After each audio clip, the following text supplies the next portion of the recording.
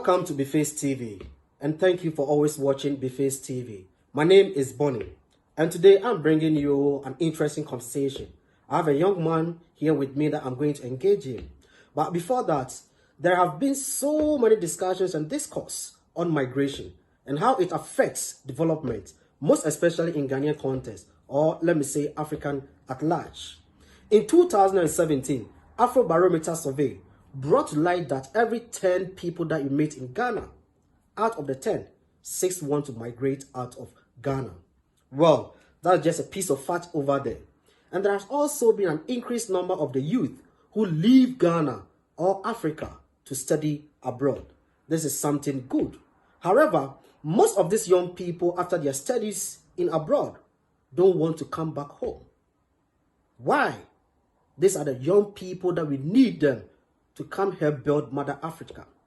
But the problem is that most of them don't want to come back home after their studies. That is what we are going to talk about. The man that I have here, he left the shores of Ghana to Germany here. He came to pursue his master's. He is done with his master's degree. Yet, this man is still in Germany here. So I'm going to engage him, and probably he is going to tell us some of the reasons why he is still living in Germany here, and probably why he doesn't want to go back to Ghana, help build Mother Ghana. Let me welcome you, Mr. Aite, to Beface TV. Thank you very much. I'm happy to be here. The name is Daniel Aite. Yes, sir. Do you relate to Aite Powers? Definitely not. I wish, but no, I'm not related to that. Aite Powers, yeah. Okay. Before coming to Germany, which part of Ghana were you living? I was living in Kaswa. Kaswa, that's central. Central. Oh, yeah. Okay, that's nice. And which university did you attend? So I went to the best university in Ghana, and it's called the University of Cape Coast. What?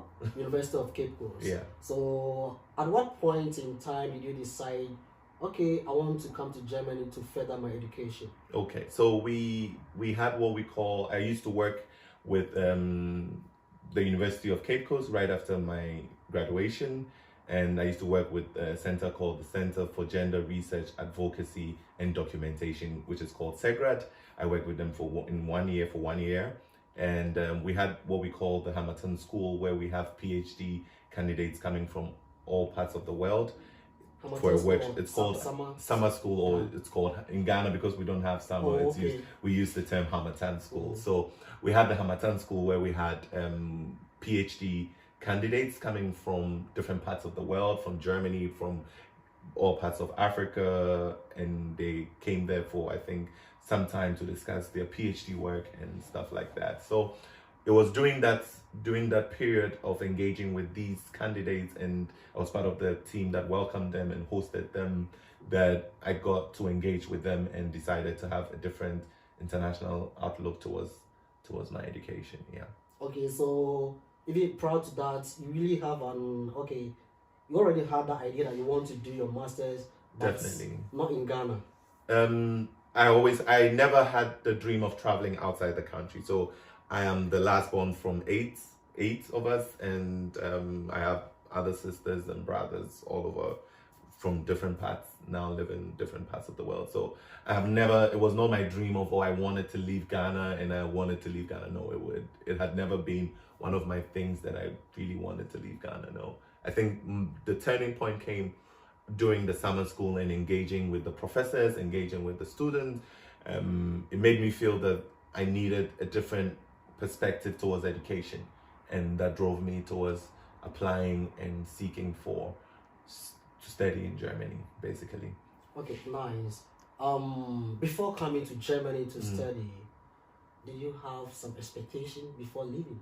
Yes, definitely. I mean, like everybody had these expectations of a better life, to have a better standard of living. I mean, my basic objective for leaving Ghana was to be able to just experience different cultures. I'm somebody that was very particular about meeting people from different parts of the world, and it has been and is still one of my greatest objectives for life. I want to be able to visit all the countries before I die. So it's one of the things that I feel was one of my objectives for coming which was to experience and have a different outlook towards education within Germany.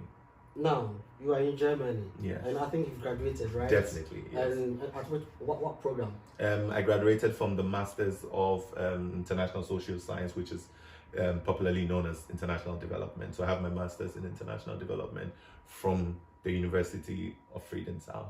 Okay.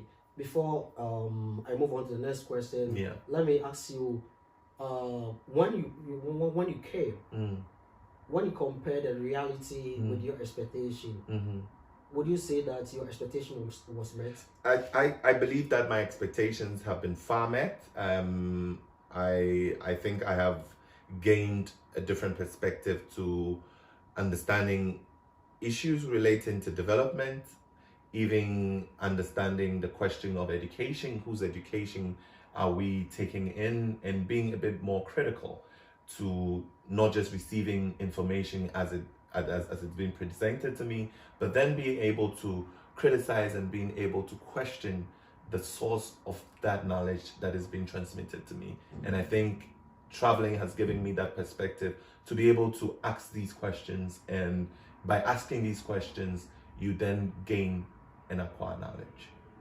Perfect. Now let's come to the burning issue. Yes.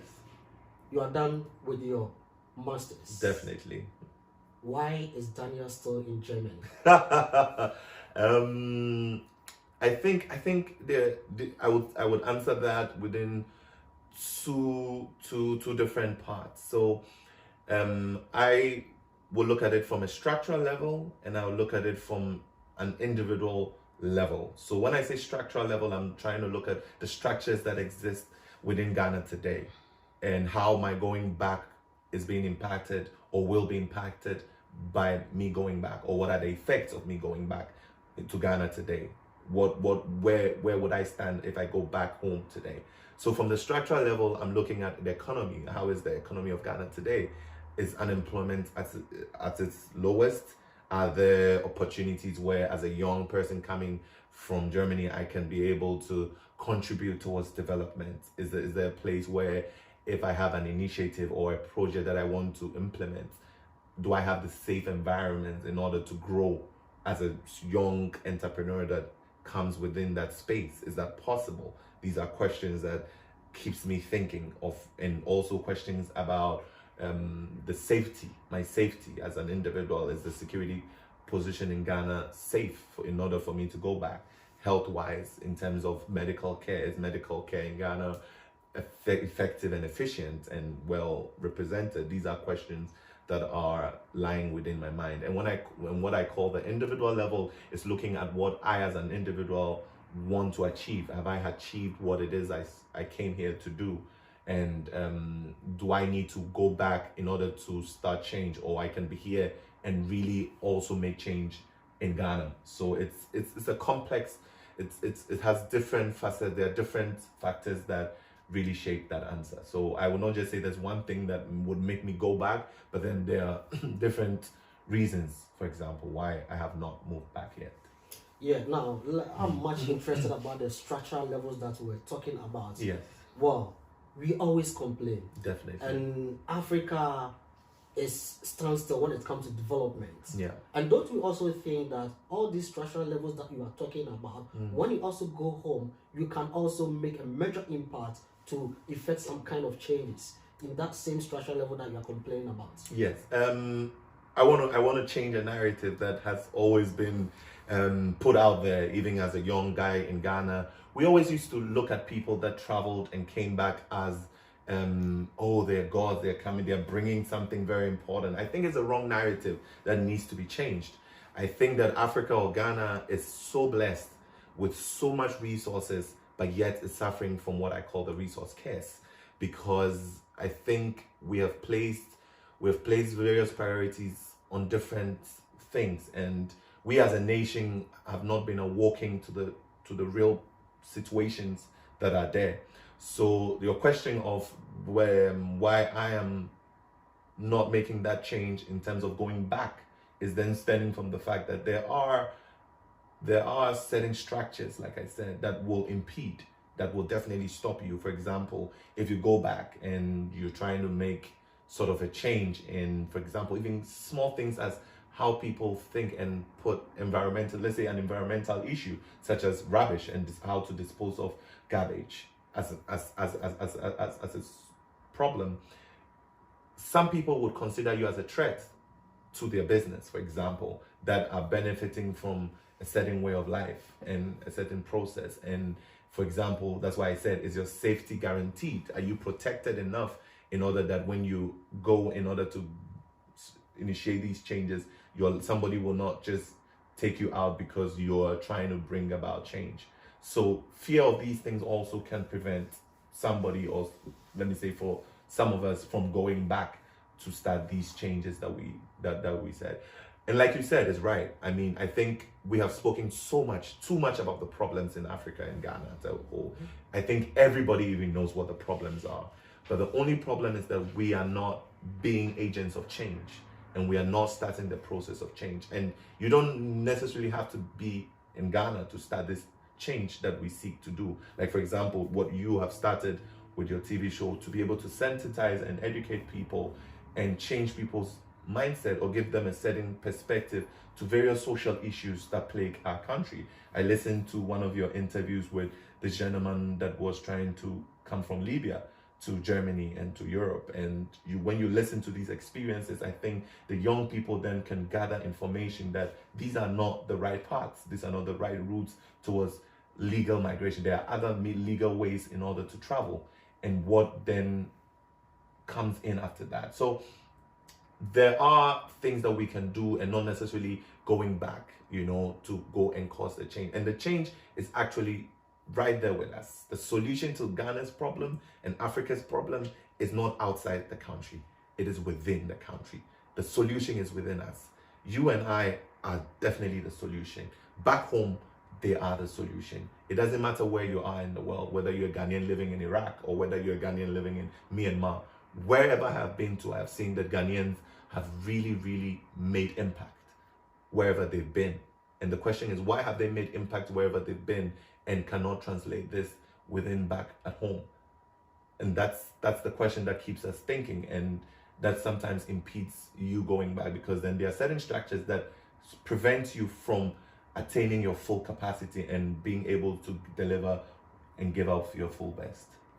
So would you say that you disagree with the school of thought who think that, okay, we have lost our brains to foreign countries? I think I would agree to disagree. I would agree 50% and I would disagree, because I believe the brain drain situation is real. We're losing most of our professionals to migration. That is true. That is not a point for argument. But the truth of the matter is, no matter how many people we take away from Africa, and whether we've educated them and we move and we lose them, they're still capable people. I know of great men and women within Ghana, for example, that are doing marvelous. They're doing very great things. But the question is, who is giving these people the opportunity to even be seen? Is politics now taking the forefront of communal development? So are we putting, for example, issues of politics ahead of the ability of people being capable of running positions? So you have, for example, a critical gender center or a gender ministry. Is it being run by experts that have so much knowledge about gender that are contributing to gender, or we are making appointments based on political affiliations? These are questions that you will ask yourself, and how then can you then be seen to want to have a certain impact when there are political structures that then you need to then go and kowtow in order to reach these political heights in order to influence change? Well, I wouldn't agree with you to undermine maybe the integrity of that gender minister that you are talking about. Okay, let's say you are the experts. Here you are. We need somebody to mind that position. But here you are.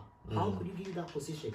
I'm not basically referring to myself, and I'm not undermining her position. But what I'm just asking are the questions.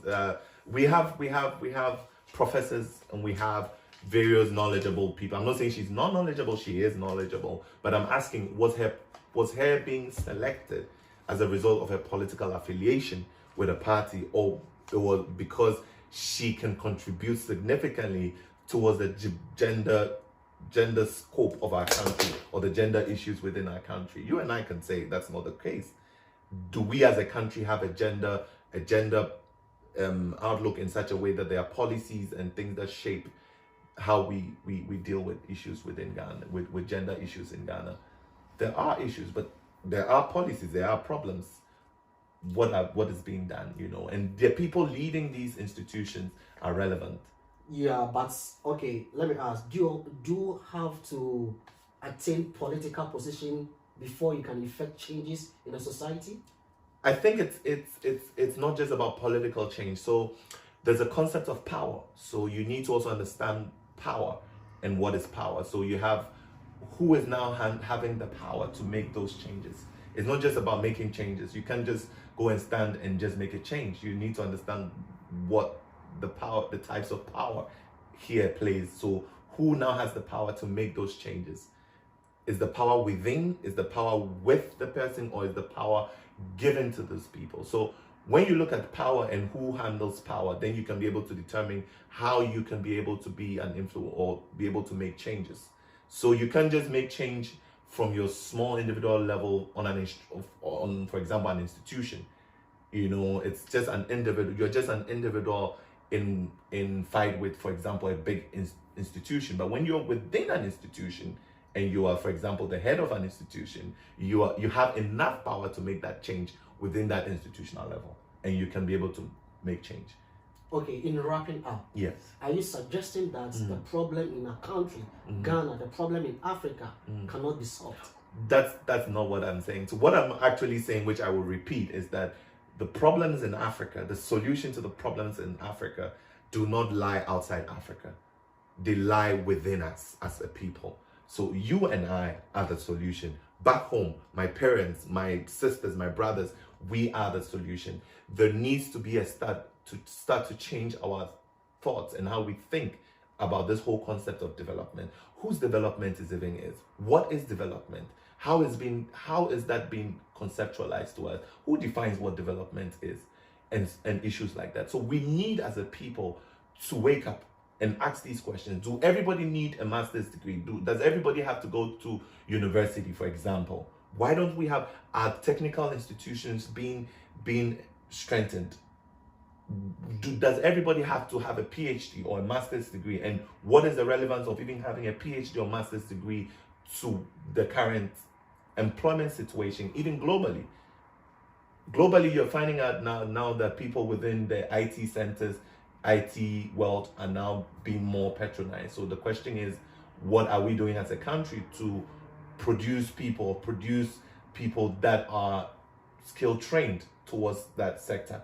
Are we doing that? Is that something that we are focused on? And how are we leveraging our resources, for example, towards development? Have we thought about generations after us and what the impact of our lives would have on them? So the solution does not lie with any other person. It does not lie with a donor. It does not lie with Europe. It does not lie with anybody. It lies between you and I and people back home. It does not lie in the hands of young Ghanaian men and women who studied in abroad and decided not to return back home.